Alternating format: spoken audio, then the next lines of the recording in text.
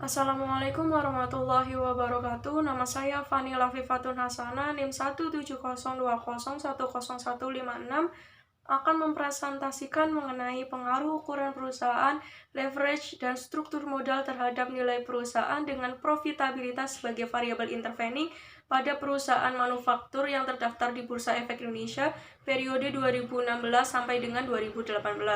Selanjutnya itu mengenai hasil penelitian. Yang pertama, jumlah perusahaan manufaktur yang terdaftar di Bursa Efek Indonesia periode 2016 sampai 2018 ada 147 perusahaan.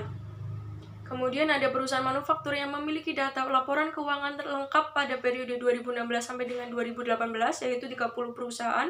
Perusahaan yang menjadi sampel dalam penelitian ini sejumlah 18 perusahaan. Periode penelitian itu 3 tahun. Jumlah total sampelnya itu 54. Terjadi masalah pada uji asumsi klasik pada normalitas dan autokorelasi persamaan pertama, sehingga dilakukan outlier dan outlier outside. Kemudian terjadi masalah pada uji asumsi klasik pada normalitas dan autokorelasi persamaan kedua, sehingga dilakukan outlier dan outside juga.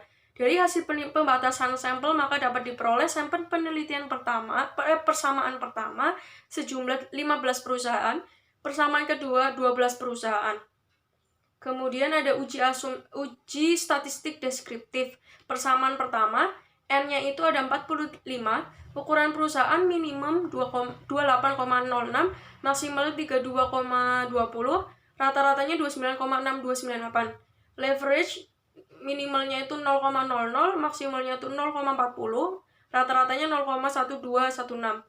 Struktur modal minimalnya itu 8,33, maksimalnya itu 184,94, rata-ratanya 66,6876. Profitabilitas minimalnya 1,12, maksimalnya 19,389, rata-ratanya 7,9224. Sedangkan persamaan kedua statistik deskriptif, N-nya itu 36, ukuran perusahaan minimal 28,06, maksimalnya 32,20, rata-ratanya 29,5386. Kemudian ada leverage, minimalnya 0,00, maksimalnya 0,40, rata-ratanya 0,1403. Struktur modal minimalnya 8,33, maksimalnya 184,94, rata-ratanya 69,7325. Profitabilitas 1,12 minimalnya, maksimalnya itu 19,89, rata-ratanya 7,8828. Nilai perusahaan minimalnya 2,98, maksimalnya 2774891,83, rata-ratanya 4965333,5275. Selanjutnya itu ada uji asumsi klasik. Yang pertama uji normalitas, persamaan pertama 45 sampel, ada 0,200 lebih besar dari 0,05 sehingga berdistribusi normal. Persamaan kedua 36 sampel, hasilnya 0,285 lebih besar dari 0,05 sehingga berdistribusi normal juga. Kemudian ada uji multikoliniaritas. Persamaan pertama, ukuran perusahaan toleransinya 0,978, VIF-nya itu 1,023, leverage itu toleransinya 0,500, VIF-nya itu 1,999, struktur modal toleransinya itu 0,492, VIF-nya itu 2,031. Kemudian persamaan kedua, ukuran perusahaan toleransinya itu 0,899, sedangkan VIF-nya itu 1,113. Kemudian itu ada leverage, toleransinya itu 0,357, kemudian VIF-nya itu 2,800. Struktur modal toleransinya itu 0,353, VIF-nya itu 2,833. Kemudian ada profitabilitas, toleransinya itu 0,886, VIF-nya itu 1,129. Sehingga nilai VIF dari persamaan 1 dan 2 kurang dari 10 dan toleransinya itu tidak lebih besar dari 0,1 sehingga disimpulkan tidak terjadi multikoliniaritas. Kemudian ada uji heterokedastisitas, yaitu signifikan persamaan pertama 0,40, persamaan kedua itu 0,099, lebih besar dari 0,05 semua sehingga tidak terjadi heterokedastisitas. Selanjutnya itu ada uji autokorelasi. DU kurang dari DW kurang dari 4 min DU persama 1, 1,666 kurang dari 1,746 kurang dari 2,33 persamaan 2, 1,724 kurang dari 1,874 kurang dari 2,274 sehingga persamaan 1 dan 2 tidak terjadi autokorelasi. Kemudian ada analisis regresi linear berganda. Persamaan pertama didapatkan Z sama dengan 21,743 min 0,428 x1 plus 9,1777 x2 min 0,034 x3 plus error. A sama dengan 21,743, artinya apabila nilai ukuran perusahaan, leverage, dan struktur modal sama dengan 0, maka nilai perusahaan akan sebesar 21,743. B1 min 0,428 artinya jika variabel ukuran perusahaan meningkat satu satuan dan variabel lainnya konstan, maka nilai perusahaan akan turun sebesar min 0,428. B2 9,1777 artinya jika variabel leverage meningkat satu satuan dan variabel yang lainnya konstan, maka akan meningkatkan nilai perusahaan sebesar 9,1777.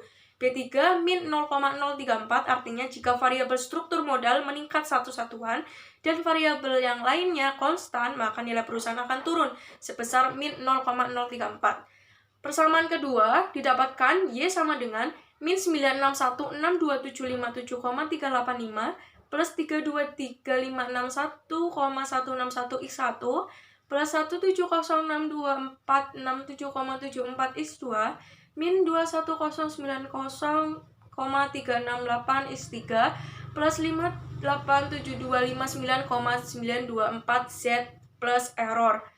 Artinya A sama dengan min 1616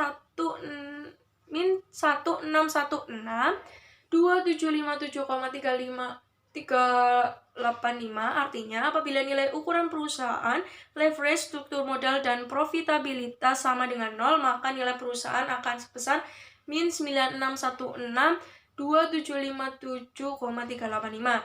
B1 3235631,161 artinya jika variabel ukuran perusahaan meningkat satu satuan dan variabel yang lainnya konstan, maka akan meningkat nilai perusahaan sebesar 3235631,161.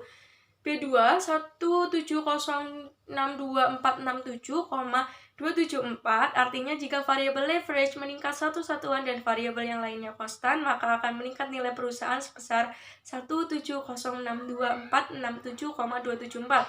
B3 min 21090,368 artinya jika variabel struktur modal meningkat satu satuan dan variabel yang lainnya konstan, maka nilai perusahaan akan turun sebesar min 21090,368.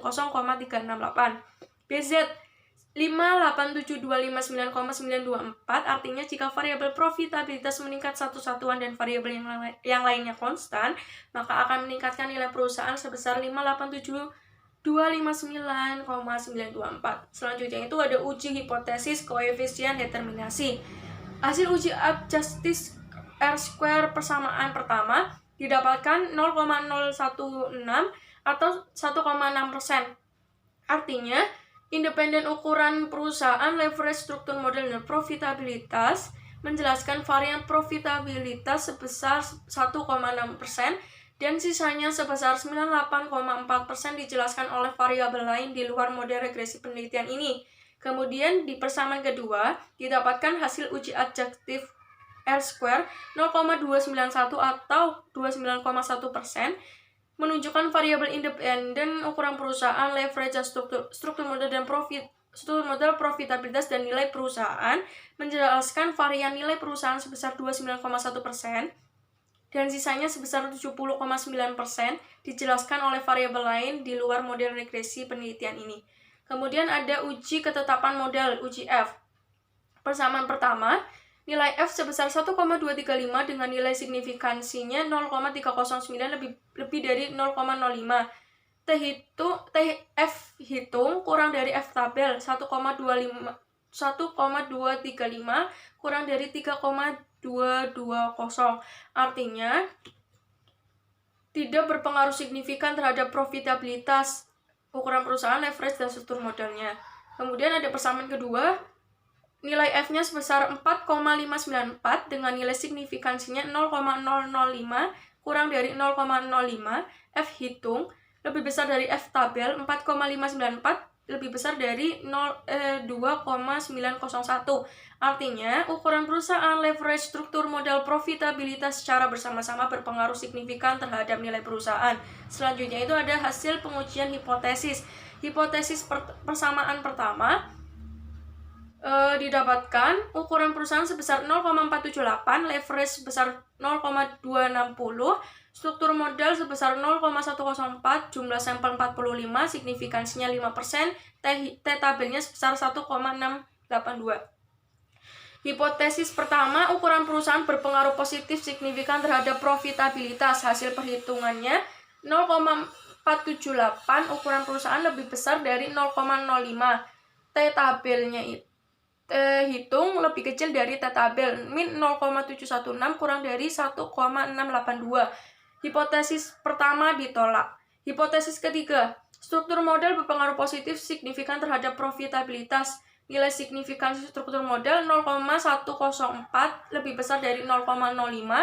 T hitung lebih kecil dari T tabel, min 1,663 kurang dari 1,682. Artinya hipotesis ketiga ditolak. Mohon maaf, saya ulangi lagi. Hipotesis kedua dulu ya. Leverage berpengaruh positif signifikan terhadap profitabilitas. Nilai signifikansinya itu 0,260 lebih besar dari 0,05. T tabelnya T hitung itu lebih kecil dari T tabel, 1,142 kurang dari 1,682. Sehingga hipotesis kedua ditolak. Dan hipotesis ketiga yang tadi saya sudah jelaskan, saya ulangi lagi. Nilai signifikansinya 0,104, kemudian T hitung lebih kecil dari T tabel, min 1,663 kurang dari 1,682, sehingga hipotesis ketiga juga ditolak. Kemudian hipotesis persamaan kedua didapatkan ukuran perusahaan sebesar 3,611, leverage sebesar 1,171, struktur modal sebesar min 0,594, profitabilitas sebesar 2,283, sampelnya 36, nilai signifikansinya 5%, nilai T tabelnya itu 1,694. Hipotesis 4, profitabilitas berpengaruh positif signifikan terhadap nilai perusahaan. Profitabilitas sebesar 0,029 lebih kecil dari 0,05. T hitung itu lebih besar dari T tabel, 2,283 lebih besar dari 1,694, sehingga hipotesis keempat diterima. Hipotesis kelima, ukuran perusahaan berpengaruh positif signifikan terhadap nilai perusahaan. Nilai signifikan ukuran perusahaan itu sebesar 0,001 lebih kecil dari 0,05. T hitung itu lebih besar dari T tabel, 3,11 lebih besar dari 1,694, sehingga hipotesis kelima diterima. Hipotesis keenam, leverage berpengaruh positif signifikan terhadap nilai perusahaan sebesar 0,251 lebih besar dari 0,05. T hitung lebih besar dari T tabel, 1,171 kurang dari 1,694, sehingga hipotesis keenam ditolak. Hipotesis ketujuh, struktur modal berpengaruh positif signifikan terhadap nilai perusahaan. Nilainya itu 0,557 lebih besar dari 0,05. T hitung itu lebih kecil dari T tabel, yaitu min 0,594 kurang dari 1,694. Hipotesis ketujuh ditolak. Kemudian itu ada uji Sobel, hipotesis ke-8. Ukuran perusahaan berpengaruh positif dan signifikan terhadap nilai perusahaan melalui profitabilitas. B-nya itu sama dengan 587259,924. Nah, A1-nya itu 3235631,161, SA-nya itu 896088,208, SB-nya itu 25722,690. Rumusnya itu akar dari B kuadrat kali SA kuadrat plus A kuadrat kali SB kuadrat plus SA kuadrat kali SB kuadrat dimasukkan ke dalam rumus. Kemudian hasilnya 7,895362015. Z-nya itu AB dibagi SAB.